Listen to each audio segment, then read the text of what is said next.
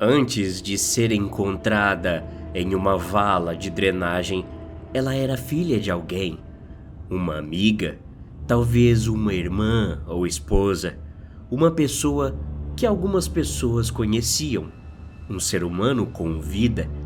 Ela havia sido encontrada em uma vala perto de uma estrada rural, alguns dias antes, por um caminhoneiro que parou para fazer suas necessidades. Nua, cortada em 2 pedaços no meio da cintura, com a barriga exposta, um sorriso cortado quase de orelha a orelha em seu rosto. Ela estava deitada de costas em uma pequena poça de água, já inchada quando foi descoberta.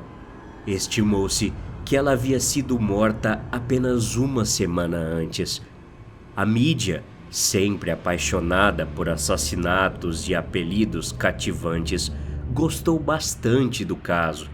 Não havia como negar as semelhanças entre os ferimentos dessa mulher e os de Elizabeth Short, mais conhecida como Dália Negra, depois que seu assassinato em 1947 se tornou assunto de notícias em toda a cidade. Depois que isso foi divulgado, era apenas uma questão de tempo até que ela fosse conhecida por todos. Uma breve descrição dela foi divulgada ao público. Mulher, caucasiana, provavelmente entre 20 e 30 anos, cabelos castanhos escuros, aproximadamente 1,70 de altura. Dada a sua condição, as fotos não puderam ser compartilhadas. Além do corte no rosto, o nível de decomposição já presente deixou as feições dela inchadas e deformadas. Não foram encontradas roupas ou identificação perto de seu corpo. As impressões digitais dela não estavam no sistema. Ninguém se apresentou para reconhecê-la. Primeiro, esqueci de me apresentar. Meu nome é Adriana. Eu trabalho fazendo reconstrução de fotos de vítimas irreconhecíveis. Fui chamada 72 horas depois desse caso. Os detetives que lideram o caso me contrataram para realizar uma construção facial forense. Eu já havia feito alguns casos para eles no passado, geralmente casos arquivados que precisavam de um retoque moderno, e muitas vezes isso se mostrou útil na identificação da vítima. Não era de forma alguma uma ciência exata, mas poderia ser um bom modo para começar. Coitada dessa mulher. Lembro-me que foi a primeira coisa que pensei quando recebi as fotos que foram tiradas. Eram de vários ângulos de seu rosto e cabeça. Mesmo em decomposição, ficou claro que ela havia sido espancada. Seu nariz estava quebrado, seus lábios inchados e roxos. Os cortes que curvavam suas bochechas eram profundos e intencionais. Ela olhava com seus olhos mortos para a câmera, com olhos leitosos e semicerrados. Eu diria que quase não parecia mais humana. Coloquei as fotos no meu computador antes de abrir o software de reconstrução. Importei as tomografias computadorizadas que o médico legista me enviou e comecei a tentar encontrar o modelo 3D apropriado para sobrepor as imagens. Tive que começar com um rascunho do esqueleto da cara dela e construiria a mulher a partir daí. Depois de determinar a profundidade do tecido do nariz, bochechas e queixo, coloquei marcadores no 3D e adicionei uma camada de músculo sobre eles. O programa me permitiu girar o crânio na tela, aumentando e diminuindo o zoom até ficar satisfeito com meu posicionamento. Aquela mulher sorria para mim na tela. Inevitavelmente, é claro, a pessoa que a matou deixou esse sorriso de propósito. No meu programa, até então, era uma caveira vermelha flutuante, com órbitas vazias. Isso era só o começo da reconstrução. Combinei então a cor de um par de olhos da melhor maneira que pude e os inseri nesses encaixes para fazer com que a renderização do meu computador parecesse um pouco mais com uma pessoa. Peguei a foto frontal da garota e a segurei diante do monitor, tentando determinar se estava no caminho certo, se estava ficando igual. O nariz quebrado tornou difícil dizer se eu tinha acertado, mas achei que estava perto o suficiente. Inclinei-me, examinando ambas as imagens. Quanto mais eu olhava entre as duas, a foto da pobre mulher com suas feições distorcidas e minha representação no computador, mais uma sensação desconfortável começava a rastejar em meu estômago. Eu não conseguia entender o porquê.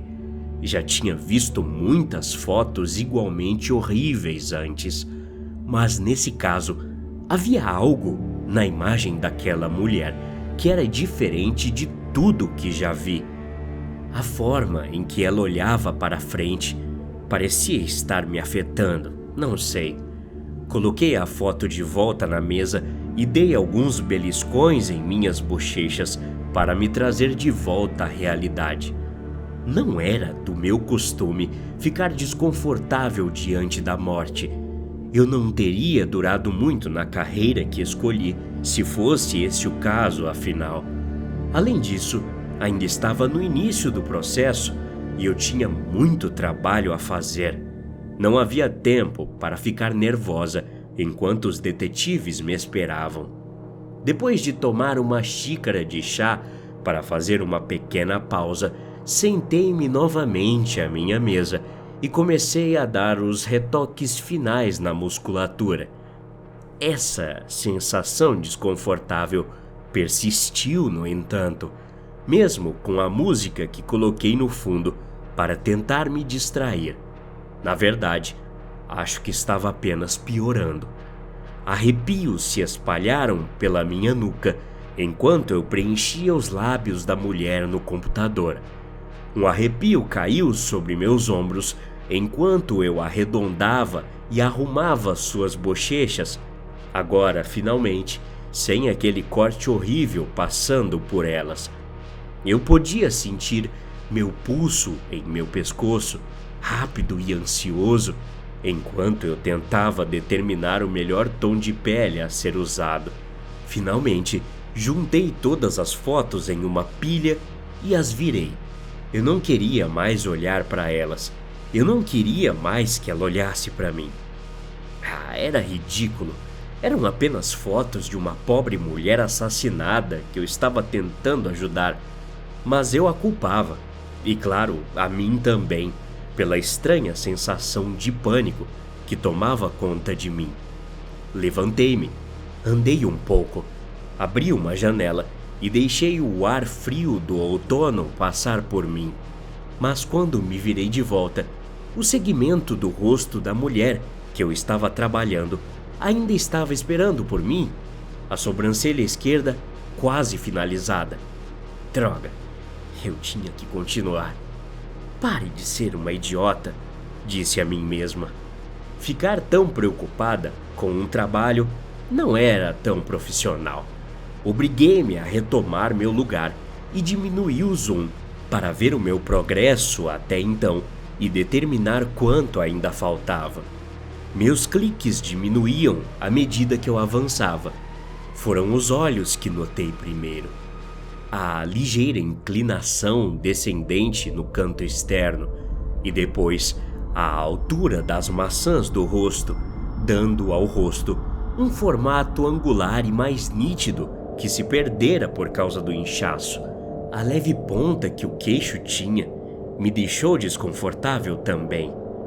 Quando percebi, procurei cegamente as fotos, incapaz de tirar os olhos da tela. Peguei as fotos dela ao meu lado, coloquei para cima, segurei uma com a mão trêmula e olhei da foto para o computador e vice-versa.